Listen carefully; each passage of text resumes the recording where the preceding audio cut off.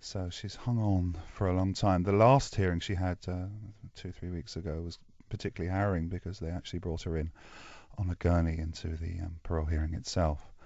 Obviously, she was denied compassionate release even in that state. So yes, it's sad, but she's been suffering, as we know, from a brain tumor, and she's paralysed and she's lost her leg. So it's not entirely surprising. But is it tragic? In a way, the story of Susan Atkins is symbolic of so many of those girls who were attracted to Charles Yeah, Manson, and she, of course, was there on both nights of right. the murders at the Tate House and at the La Bianca House. hmm Tell me the hmm story of Susan Atkins. She was actually of the perception of the Manson girls as middle class achievers. She wasn't actually. She was the exception to the rule. She had a broken, although most of them had broken homes. She came from a sort of working class stock, and she was particularly troublesome at school. She didn't achieve. She gravitated to San Francisco, where she worked, amongst other things, as a topless go-go girl. So her induction into the Manson family was pretty much like the other girls. She met Charlie, had a life-changing experience, and she was vociferous in her support to Manson right from the start. And evidently, as what happened, she was his prime warrior as well when it all came down. So she was an extraordinary character by all accounts. She was particularly wild and enjoyed most hedonistic activities.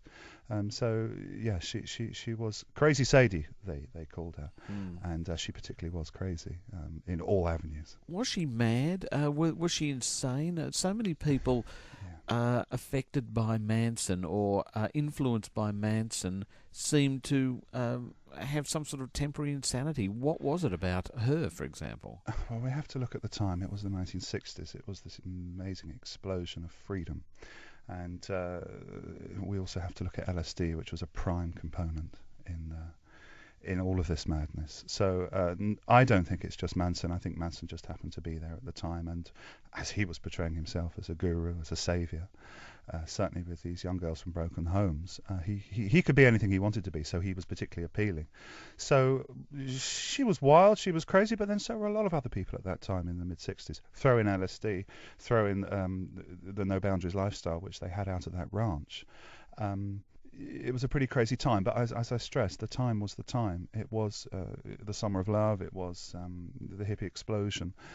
A lot of these girls were caught up in that. There was a lot of crazy people around. Obviously, this is magnified by the events that happened later, but one only has to really study that period to realise there was a lot of crazy people about. So, to what extent, though, on those two nights Mm. of murder, hmm was she responsible for her actions? I mean, later on she says she Mm. was tripping on LSD that night. Mm. She basically did whatever Charles Manson and, in fact, Tex Mm. Watson and other of the blokes there told her to do. To what extent was she responsible for her own actions? I don't know, because ultimately they were all locked into this helter-skelter mindset.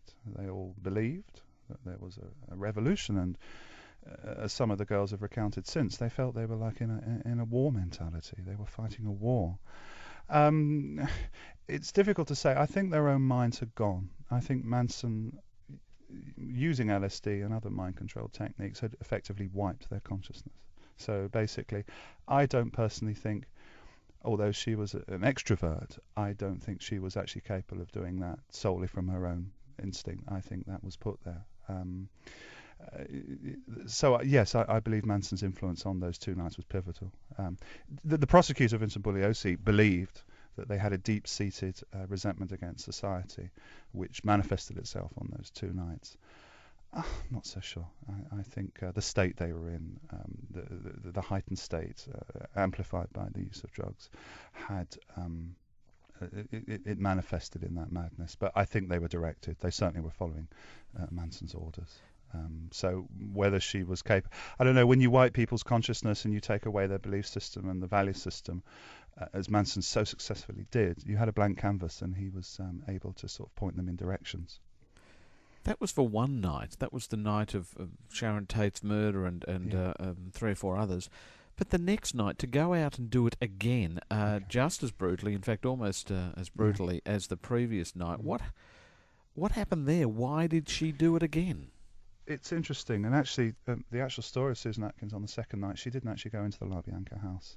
In fact, she has claimed that she was so, in retrospect, I must point out, that she was so heavily spooked by the first night that she couldn't actually get out of the car that night, and she had severe doubts. I think, moreover, that Manson, who did a check of the consciousness of those people on that second night, realised she'd be a liability. You've got to remember, she probably didn't sleep the night after the Tate murder. And by the account, I mean, there's so many accounts on this, Rod. It's very difficult really to draw some sort of reason from it.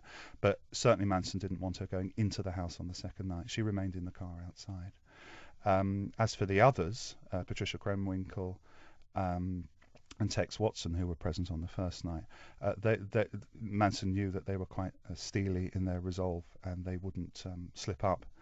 Evidently, they did not. He also chose another girl for the first time on that second night, Leslie Van Houten, who went in. But Susan Atkins actually remained in the car that night. She was in jail longer than any woman in California history, I think, and now, along with the other Manson killers. What was life like in jail for Susan Atkins? Well, initially they were so terrified of the Manson women, they built a special unit in Southern California, especially for the Manson women, and this was while they were on death row. With the death penalty lifted in California in 1972, I believe, they were slowly absorbed back into the prison population.